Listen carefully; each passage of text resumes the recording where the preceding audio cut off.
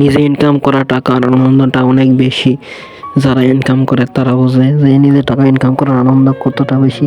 তবে এই টাকাটা ইনকাম করা কতটা কষ্ট, শুধু যারা ইনকাম করে টাকা তারাই বোঝে যে এই টাকাটা ইনকাম করা কত কষ্ট। কিছু টাকার বিনিময়ে দিনের পর দিন পরিশ্রম করতে হয়, তবু এই কিছু টাকা রোজগার করতে পারে না। আমাদের দেশের মানুষ এখন এমন এক পর্যায়ে দাঁড়িয়ে আছে যে না ইনকাম করতে পারছে টাকা, না পাচ্ছে চাকরি, শুধু বেকার হয়ে বসে আছে। আর এটাই আমাদের দেশের বর্তমান পরিস্থিতি। তো ভিডিওটা ভালো লাগলে সাবস্ক্রাইব করে দিবেন।